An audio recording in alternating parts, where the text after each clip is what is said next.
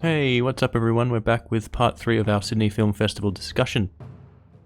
And without further ado, I'm just going to get right into it. So the next film that was on my watch list was a South Korean film called The Swordsman.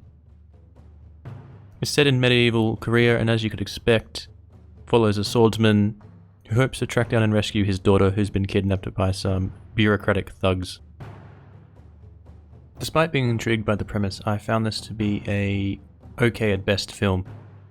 In terms of the characters and story, I couldn't say I was all that invested. The film's biggest strengths are its sword fighting sequences, which are to be commended.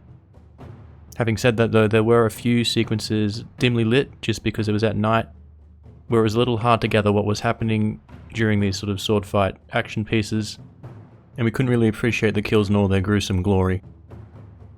In terms of sound, pretty good sound design as far as the sword clanks and the oozing blood from deadly cuts. But the score itself was serviceable at best. It didn't really do wonders, nor did it really detract from the film and the viewing experience. This sits comfortably in the 2.5 star range.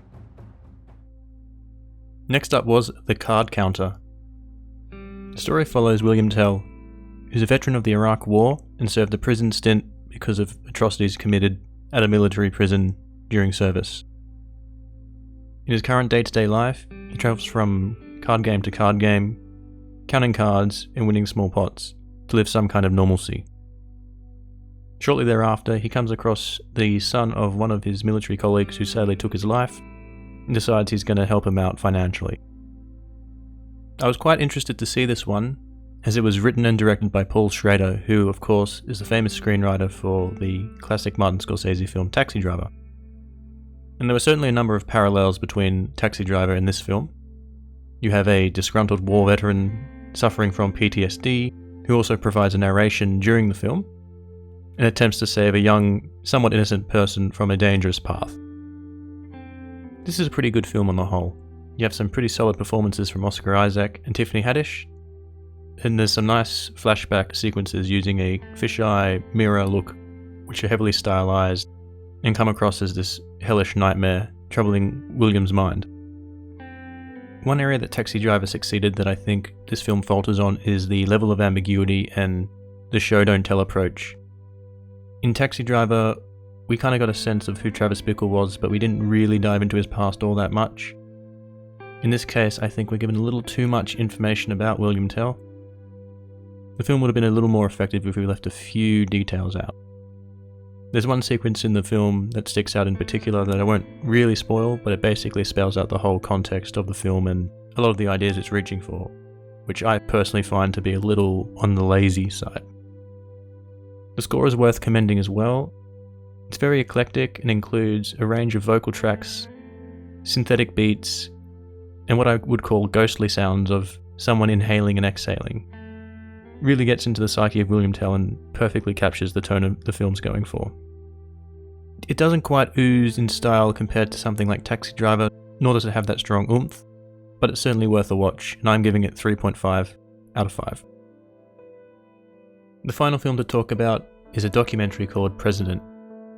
This film focuses on the contentious 2018 elections in Zimbabwe following the outing of Robert Mugabe via a military coup. We hone in on Chisima, who is the opposition leader competing with the ruling party, and watch his struggles as he attempts to overcome what appears to be systematic oppression and consolidation of power. I was glued to my seat throughout this documentary. It's very suspenseful, and almost feels as if you're watching a drama, especially in the lead up to the election day.